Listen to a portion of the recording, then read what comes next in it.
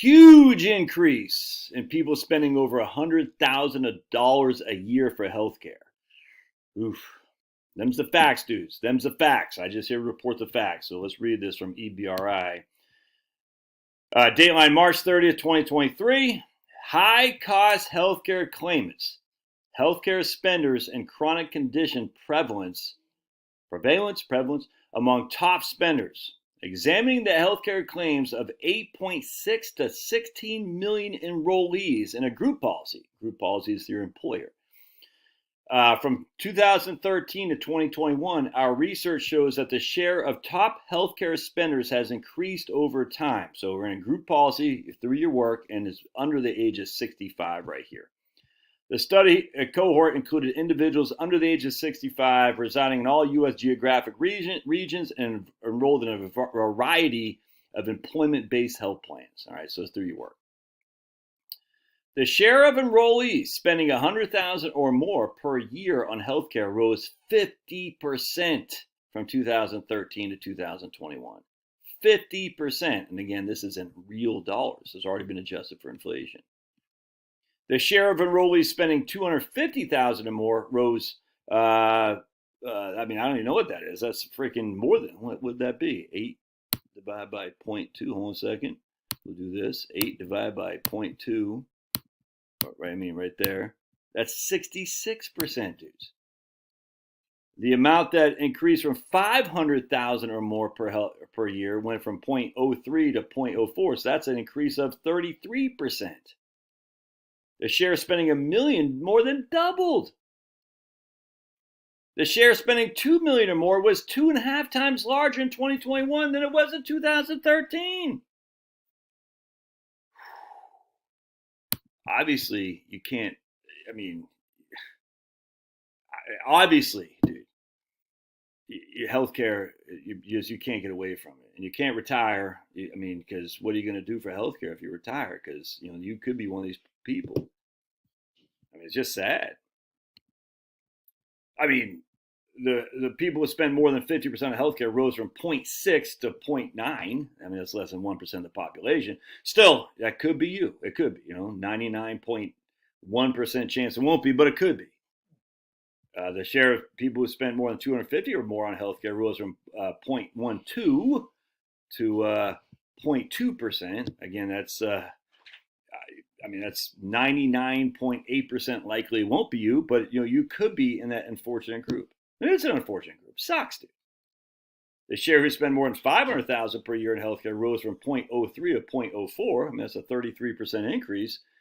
If anyone wants to go out, but that that's significant for that percentage of the population who had to go that pay that much money. There's a 99.9% chance it won't be you, but hey, anything's possible. And again, the people who spent more than $2 million, that number is, look at that, dude. It more than doubled, 2.5 times larger. The percentages went from 0.0004 to 0.001. That's, that could be you. It's a 99. Look, I'm not making laughter. I'm just like, this is the whole thing with the IFR. Remember the infection mortality rate that we were told? 5%. We all knew that was gibberish, dude. And anyone who had a freaking brain recognized that gibberish. It was nuts. And then when it came out to what was the real IFR, and then you got to, I'm not going to get too deep in this because I don't want to get banned, but then you had to actually look at what they're attributing to the cause of death on the death cert. You're like, really? A motorcycle accident was attributed to that? Okay. The issue is you live in a world there is some risk, my friends. All right, so let's go into this a little bit too, because let's see what is causing this. We also show that, remember, if you have insurance, your out-of-pocket max is, $15,000 to $17,000 a year or something like that. Dude, would you make up your mind what you're doing? Hold on a second. Pause for Sniffy McGee here. And this is why the insurance program that we're dealing with today is so corrupted, because people use insurance for basically a hangnail. I got a little hangnail on my thumb there. I'm going to go file an insurance claim. The equivalent of getting your oil changed. We're going to file an insurance claim to your auto insurance. Insurance is to cover catastrophic events. That's literally what it's there for. The black swans. The fat tails out here on the standard deviation, the bell curve. Insurance is not to cover hangnails, dudes. And yes, that's what we use it for. It's insanity. So with that said, that's why you have insurance, so you don't end up freaking spending $2.5 million a year on healthcare. And you won't, because your insurance is going to cover that. And you and I, the healthy, are going to subsidize the sick. And that's what insurance is supposed to be. This is what drives me up the wall, man. Insurance is, you're basically saying Josh will pay 10,000, Jenny will pay 10,000, freaking Joey will pay 10,000. So that way, when one person has a $2 million event, it doesn't take $2 million from him. We all contribute. That's why these health share things, that Liberty and the MetaShare, are so wonderful, because they are, every person contributes. And what we want to do is make sure you're healthy, so that way we don't have to contribute more because of you making bad choices. Now, some of these things are inevitable. I'll show you. We're going to go to the causes right here. We also showed that the top 5 most prevalent conditions among the top spenders were nervous system disorders, heart disease, respiratory conditions, cancer, and multi-skeletal conditions. Cancer is not a whole lot you can do with. I mean, sunscreen, sure, but you still need to get some sun, dude. You got to get sun. You got to get that vitamin D. And being outside is good for your health. Heart disease, heart disease. That never goes away, does it? I don't know anything about musculoskeletal condition. I don't know. And a lot of this cancer is not much you can do either. Respiratory conditions, yeah, again, I don't know. My wife's dad had pulmonary fibrosis. I presume that's a respiratory condition.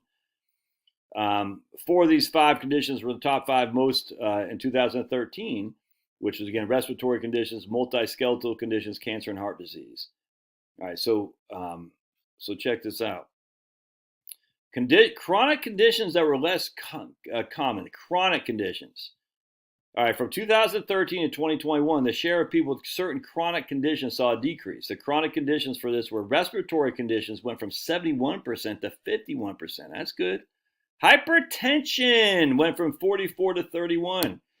Are people getting more accustomed to watching what they eat, getting exercise, getting out there, that sweet, sweet sun?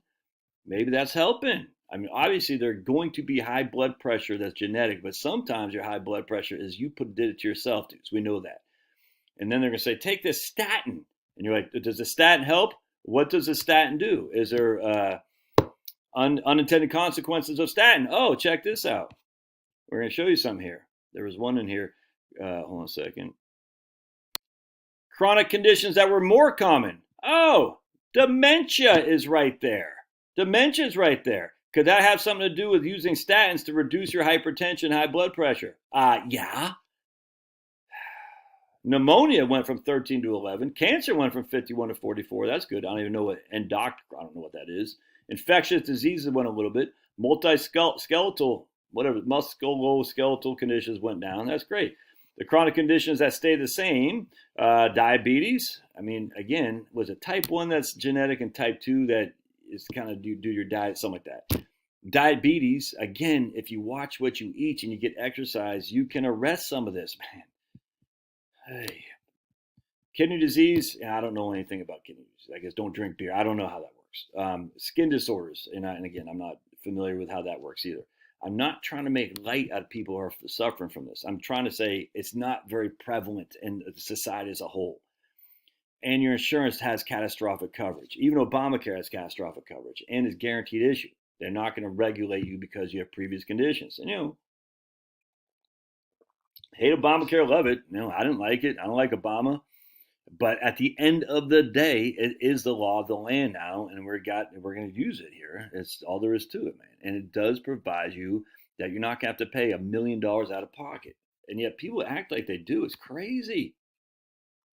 Kidney disease, skin disorders, and diabetes stayed the same. Again, I want to show hypertension went down. Respiratory conditions went way down. I don't know. It'll be interesting to see what the cause of that is.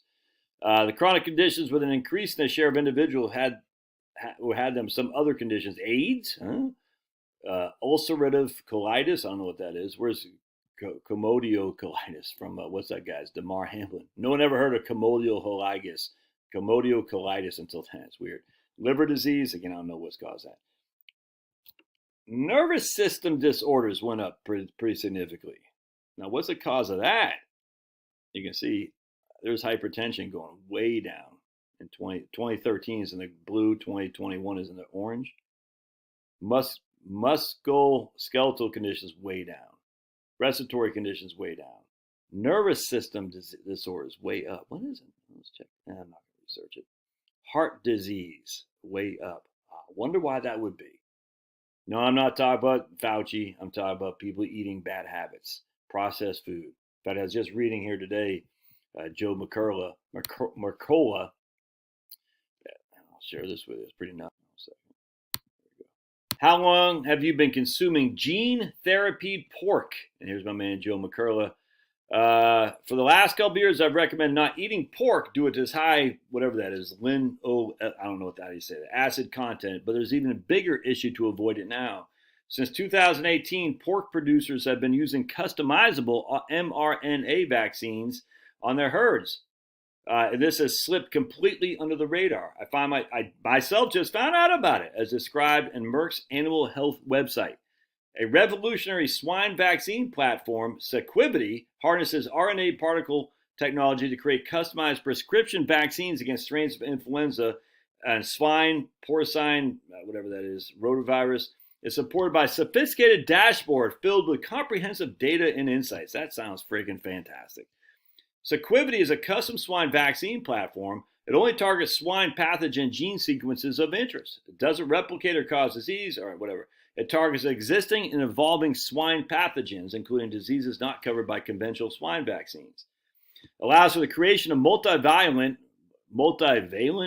formulations by blending RNA particles to target multiple swine pathogens in one shot. Great!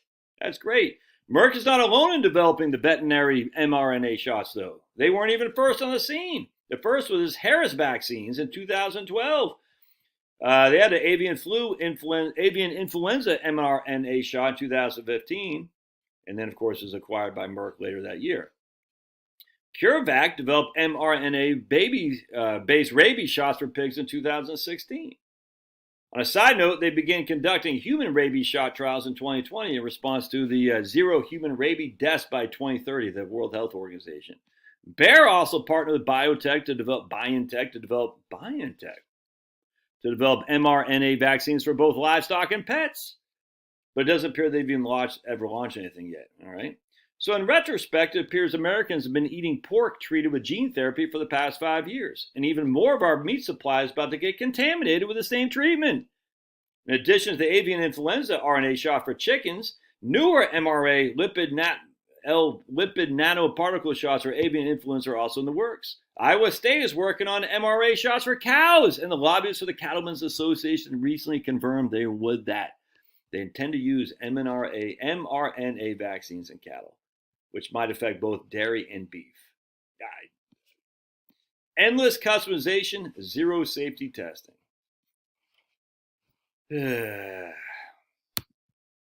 I mean, it's literally, you're going to have to freaking grow your own food at this stage. And the question is or find some guy who does this who's not using all that crap. What are you putting in your body when you use processed foods? I don't have the answer. I just know it can't be great.